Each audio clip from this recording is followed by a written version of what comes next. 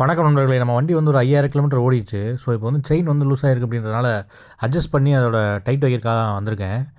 Chain லூஸாக இருக்குது அப்படின்றத நீங்கள் ஃபைண்ட் அவுட் பண்ணிட்டீங்க அப்படின்னா, நீங்கள் அந்த செயின் பாருங்களேன், இவ்வளோ லூஸாக இருக்குது பாருங்கள். இவ்வளோ இருக்கக்கூடாது. ஒரு ஒரு ஒரு இன்ச் அளவுக்கு நீங்கள் லூஸாக இருக்கலாம், மேலேயும் கீழேயும். இந்த அளவு இருக்கக்கூடாது. பட் இது வந்து நம்மளோட மைலேஜையும் அடி வாங்கும், நம்மளோட பெர்ஃபார்மன்ஸ் பிக்கப் வந்து ரொம்ப டிலே பண்ணிவிடும். செயின் வந்து லூஸாக இருக்குது அப்படின்னா 2-3 விஷயங்கள் நீங்கள் செக் பண்ண வேண்டியது இருக்கும்.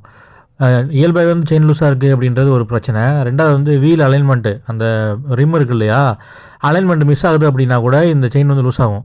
இப்போ நீங்கள் சுற்றி பார்க்கும்போது எல்லா டைரெக்ஷனில் சுற்றும் போதும் இந்த செயின் லூஸாக இருக்குது அப்படின்னா நீங்கள் செயின் அட்ஜஸ்ட் பண்ணால் மட்டும் போதும். இல்லை 2 டைம் வந்து சுற்றுறீங்க, லூஸாக இருக்குது, இன்னொரு டைரெக்ஷன் வீல் சுற்றி கொண்டு வரும்போது டைட்டாக இருக்குது அப்படின்னா உங்களுக்கு வந்து வீலில் பிரச்சனை இருக்குது அப்படின்னு அர்த்தம். அந்த வீல் வந்து என்ன ஆகும்னா கொஞ்சம் பெண்டாக இருக்கும். அப்படிங்கும்போது இந்த செயினோட அந்த பல் இருக்கு இல்லையா, அதை வந்து இழுத்து பிடிச்சிக்கிறோம் ஒரு ஒரு ஒரு அலைன்மெண்ட்டுக்கு வரும்போது. அப்போ நீங்கள் வந்து செயின் மட்டும் பிரச்சனை கிடையாது, அந்த வண்டியோட வீல் அலைன்மெண்ட்டையும் கொஞ்சம் பார்க்க வேண்டியது இருக்கும். அதை வந்து நம்ம சரி பண்ணலாம் அப்படின்னு சொல்லி பக்கத்தில் மெக்கானிக் ஷாப் கொண்டு போனோம். அண்ணன் வந்து பார்க்குறாப்புல.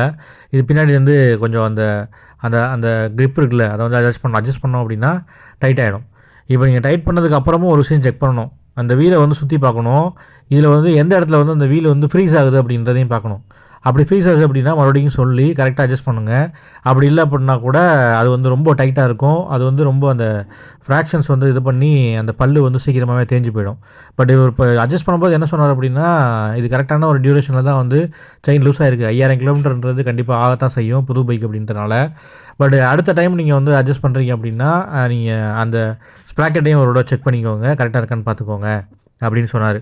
ஸோ இப்படி தான் அட்ஜஸ்ட் பண்ணிகிட்டு இருக்காங்க. அந்த 2 வந்து அந்த அலைன்மெண்ட்டுக்கு ஏற்ற மாதிரி அந்த ஓட்டம் இருக்கும், அதுக்கேற்ற மாதிரி அந்த ஸ்க்ரூவை கொண்டு வந்துட்டு அதில் வந்து இந்த கம்பி இருக்கு இல்லையா, இது உள்ளே வந்து இன்சர்ட் பண்ணிடுவாங்க. ஸோ இந்த மாதிரி தான் பண்ணுறாங்க.